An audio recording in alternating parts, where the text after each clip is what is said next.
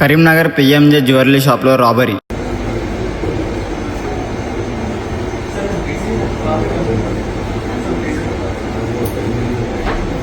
కొంచెం బ్యాక్ వెళ్ళి వస్తారు.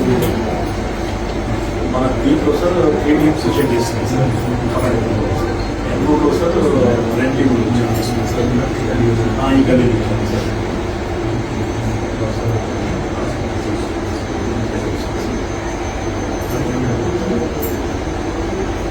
అసలు విషయం ఏం జరిగిందంటే, రోజులాగానే అక్కడ ఉన్న సేల్స్ మ్యాన్ షాప్కి వచ్చి డిస్ప్లే సెట్ చేసుకునే సమయంలో 4 వ్యక్తులు గన్ తీసుకొని వచ్చి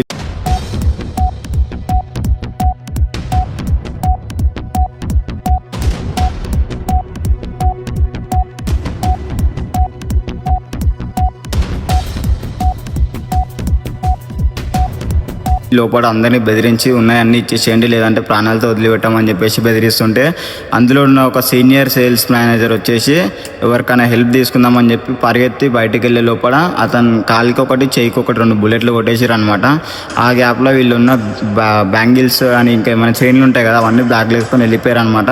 అరే లంజా ఉడుకుల్లారా, పని చేసుకొని బతుకురాదురా, మంది కడుపులు పట్టి ఎందుకు బతుకుతారా, మీకు పాపాలు తాకుతారు. అరే కర్మ అని ఒకటి ఉంటుంది, రివర్స్ అయిపోయింది అనుకోరి, మీకు గతి సాగు తప్ప ఇంకోటి ఏమి ఉండదు. వాళ్ళు పాపం ఇప్పుడు ఒక ఆయన సీరియస్గా అయితే హాస్పిటల్లో అనమాట. ఎవరికైతే 2 బుల్లెట్లు తగిలినామో అంటున్నాము. ఒక్కటిసారిగా అందరికి సింక్ అయింది. అందరం లేచి ఇట్లా అటాక్ చేయబోతున్నాము. ఆ గన్స్ బట్టి వాళ్ళు ఫైర్ చేసారు. ఇటువంటి మాకడాలని ఏం చేయాలి అర్థమైతే, పోలీస్ వాళ్ళు అయితే స్ట్రిక్ట్ యాక్షన్ ఉంటుంది. ఇప్పుడు ఎట్లా చేసి వాళ్ళని పట్టుకుని చిత్రహింసలు చేయాలి సార్. మీరైతే చిత్రహింసలు అంటే చిత్రహింసలు పెట్టాలి. పాపం ఒక ఆయన బెడ్ మీద సీరియస్ కండిషన్లో ఉండు. ఈ కొడుకులకి అరే బతుకురా అదుర్రా, పనులు చేసుకొని దొంగతనాలు చేసి ఏం సాధిస్తారా మీ బతుకులలో ముడ్డ? మా అంటే ఎన్ని రోజులు తింటారా సొమ్ము? దొంగతనం చేసిన సొమ్ము ఎన్ని రోజులు తింటారా మీరు?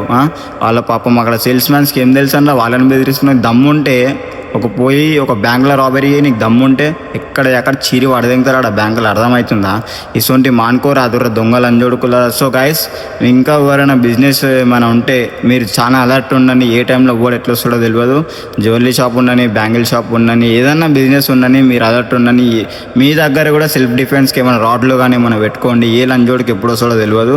ఎవడన్నా వచ్చి డౌట్ వచ్చిందంటే మాత్రం పడదెంగురి ఏ కేసు ఉండదు. ఇటువంటి లంజోడడం కొడితే ఉల్టా ఇంకా వాళ్ళ కుక్కలే వాళ్ళ కొడతారు. సో అందరు అలర్ట్ ఉండాలని కోరుకుంటున్నా. సో బిజినెస్ ఉన్నంత వరకే చూసుకొని ఉండండి, మీరు సెల్ఫ్ డిఫెన్స్ చేసుకోండి.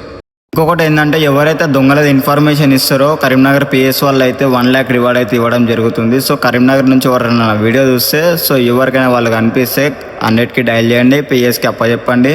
సో మంచి పేరు అయితే ఉండండి. సో పాపం వాయిస్ వాళ్ళు అయితే చాలా ఇబ్బంది పడుతున్నారు, హాస్పిటల్లో సీరియస్ కండిషన్లో ఉన్నారు. ఇద్దరికైతే బుల్లెట్లు తగిలినాయి అనమాట, చాలా సీరియస్ కండిషన్లో ఉన్నారు. సో ప్లీజ్ అప్పచెప్పండి. ఎవరికైనా కనిపిస్తే 100కి డయల్ చేయండి, మీ 1 lakh మీరు తీసుకోండి అండ్ ప్రజలలో మంచి పేరు తెచ్చుకోండి. చిల్లో రైట్.